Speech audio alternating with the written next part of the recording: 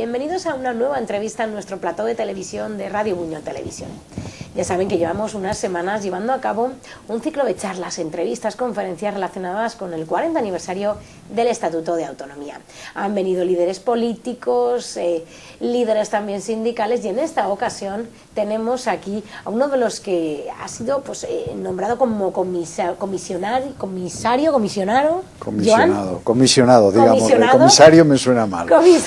Comisionado del Estatuto de Autonomía, y bueno, pues de hablar de ese 40 aniversario. Y bueno, pues viene en representación también de Comisiones Obreras del País Valencià. Así que sin más, les animo a que continúen con nosotros en esta entrevista, donde seguro que también hablaremos de más cositas, aparte del Estatuto de Autonomía. Hola, Joan Cifre. Bueno, vienes por parte también de Comisiones Obreras. Has tenido una larga trayectoria en tu vida sindical y obrera, como también ha tenido nuestro municipio. Nuestro municipio, la verdad es que desde el comienzo y no comienzo de la democracia, se ha caracterizado por tener una fuerte lucha en movimiento obrero y sindical muy importante. Y bueno, pues qué mejor que en este ciclo de conferencias, de charlas, tengamos a una persona representativa de Comisiones Obreras. Así que bueno, pues cuéntanos ese puesto, ¿no?, que me has comentado dentro de, bueno, pues de llevar a cabo charlas, ¿no?, supongo, sobre el 40 aniversario del Estatuto, ¿no? Bueno, más que charlas, bueno, se trataba de...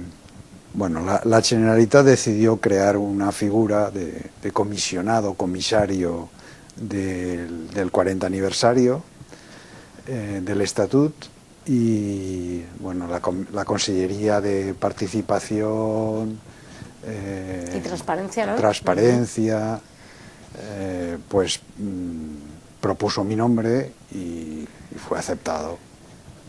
Supongo que valorando mi trayectoria. Todo este año pasado, ¿qué es lo que habéis hecho? Claro, ha habido muchos actos, sobre todo a nivel institucional, de las universidades, ha habido diferentes cosas, también el sindicato, un poco para poner en valor el sentido del autogobierno, en lo que nos implicamos mucho el movimiento sindical en el origen. Que después de 40 años seguimos prácticamente igual, ¿no, Joan? Bueno, tenemos que seguir luchando, ¿no? Dicen que cuando se celebra una efeméride, ¿no?, siempre se está incurriendo en una paradoja, ¿no? Y es que valoras lo pasado precisamente para que signifique algo para el presente y para el futuro, ¿no? Y entonces, claro, ahí se producen determinados corrimientos, pero que es importante y tiene pleno sentido, porque eso forma parte de nuestra vida como autonomía y como país valenciano, ¿no? Claro. ¿Formaste parte de esa redacción del Estatuto de Autonomía hace 40 años o estuviste muy implicado? No. Yo formé parte del movimiento sindical que luchó mucho para que el franquismo entrara en crisis, y por el recambio institucional y por las libertades públicas, ¿no?, los derechos y libertades, ¿no?, por la democracia, vaya. Eso se incorporó, estaba incorporado ya a la reivindicación de la autonomía y del autogobierno, estaba incorporada en la lucha sindical, ¿no? Claro. Dándose la cosa curiosa que en una importantísima manifestación que hay en Valencia, a propósito del 9 de octubre, ¿no?, creo que era en el 77, la gente coreaba libertad, amnistía, Estatuto de Autonomía, y los sindicalistas añadíamos sindicato obrer. ¿Qué es lo que significa eso, pues? Eso quiere decir, bueno, la libertad, amnistía, Estatuto de Autonomía fue la gran reivindicación de la oposición antifranquista y de la oposición social, porque ya no era exclusivamente una cuestión política, era una cuestión muy mayoritaria, claro, en el pueblo, ¿no? Y hubo muchos movimientos, ¿no?, a favor de la amnistía total, a favor de recuperar las libertades, etcétera, ¿no?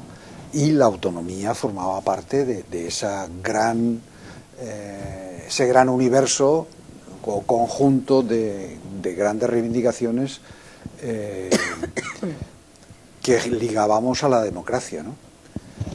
El hecho de decir sindicato obrero era porque eso suponía de alguna manera la crisis de la caída del franquismo, ¿no? La ruptura, en realidad la única ruptura que hubo a favor de la democracia o para dar paso a la democracia fue la ruptura sindical, porque las otras, bueno, se llegaron allí a acuerdos y pactos, ¿no? Entonces, en esa reivindicación aparecía la del sindicato obrero, que suponía la crisis y derrota del sindicalismo oficial, que era un sindicalismo obligatorio, vertical, derivado del código del año 22 de Mussolini, del Estado corporativo, tal y como se entendía el franquismo, sobre todo en las primeras etapas, ¿no? Y entonces la reivindicación del sindicato obrero era: ustedes no representan nada, son el antisindicalismo, es decir, ustedes han sido creados precisamente para sustituir y ocupar el puesto de un sindicalismo democrático, para que el sindicalismo democrático no tenga salida, ¿no? Entonces, la reivindicación del sindicato obrero en ese contexto de libertad, amnistía y estatuto de autonomía quería decir, además necesitamos nuestros propios instrumentos, ¿no? Porque hay que separar conceptualmente lo que es la crisis del franquismo de lo que es el nuevo Estado, la construcción de la democracia, ¿no? La transición. Y por eso te nombraron, te han nombrado comisionado por tu trayectoria también sindical, y qué mejor que una persona supongo cuando, ¿no?, a mí me intentan convencer, porque yo estas cosas no me seducen especialmente, pero cuando me intentan convencer, el gran argumento que utilizaron tanto la Consellería como el presidente es que eso suponía reconocer el papel que el movimiento sindical había tenido en dar pie al autogobierno y a crear unas instituciones propias a través de una norma, la norma primera, que fuera el Estatuto de Autonomía del año 82. Y en ese sentido yo me sentí forzado de alguna manera por mi trayectoria sindical a decir: hombre, pues creo que tiene sentido que en la lucha se destaque el papel que tuvo el movimiento sindical, el movimiento obrero, junto con otros movimientos y sin minusvalorar otros movimientos, el movimiento feminista, el movimiento vecinal, el movimiento por la objeción de conciencia, etcétera, etcétera, pues junto con ellos, porque también el movimiento sindical en la lucha por el estatuto tuvo un papel vertebrador, porque había tenido un protagonismo particular en la oposición al franquismo y en la caída del franquismo, ¿no? De tal manera que en realidad en el año 76 incluso nos cargamos de alguna manera con la lucha popular que representaba también la lucha sindical, nos cargamos la posibilidad de cualquier continuismo como inicialmente se pretendía, ¿no?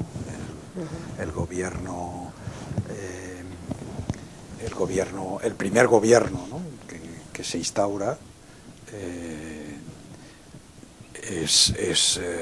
intentan de alguna manera que exista el franquismo sin Franco, ¿no? Claro, claro. Entonces, después de esa constitución, de ese estatuto de autonomía, ha habido varias reformas. ¿Qué te parecen? ¿Seguimos estando todavía muy lejos de todo lo que ahí dice en ese estatuto? Bueno, estamos en la paradoja de la efeméride, ¿no? La efeméride recuerda el pasado, pero lo que tratamos es de concienciar, sensibilizar, que no se pierda el protagonismo popular en toda esta serie de cosas, ¿no? Porque el estatuto queda lejos, las instituciones políticas quedan bastante lejos. Se actualiza, ¿no? Con estas actualizaciones se trae más a nuestra sociedad, ¿no? ¿De dónde nace esto? Nace de la lucha popular, nace de la reivindicación de mejores condiciones para todos, claro, de un Estado, de un país moderno, ¿no?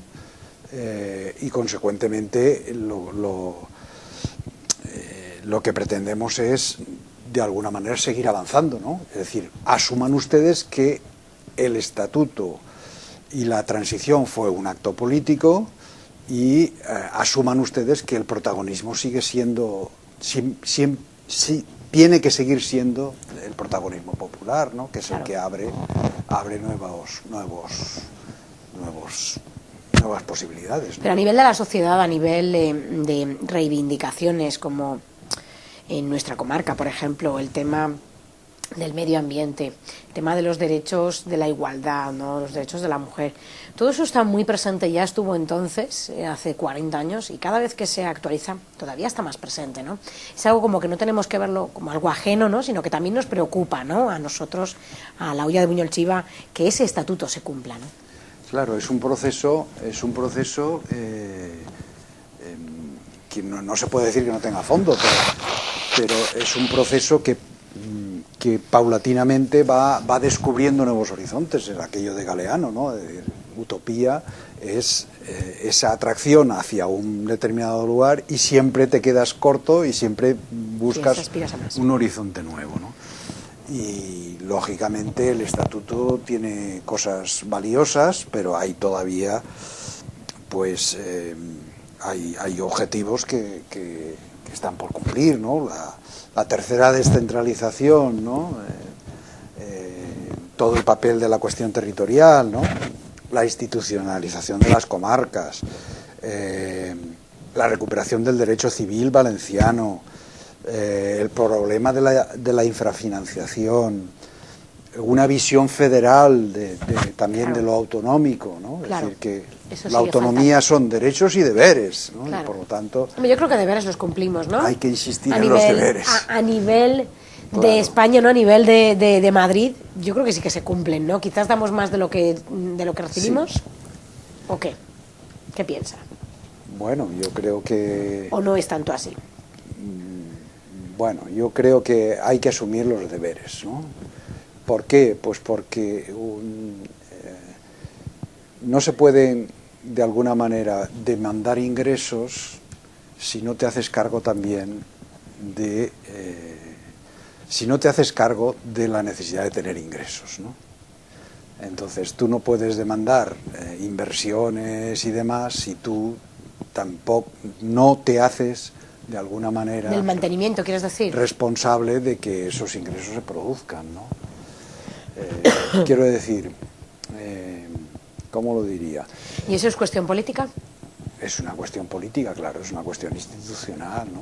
Claro, clarísimamente. ¿Y peleáis para que a través del sindicato, tanto la Generalitat como el Gobierno de España, tengan más en cuenta en ese sentido?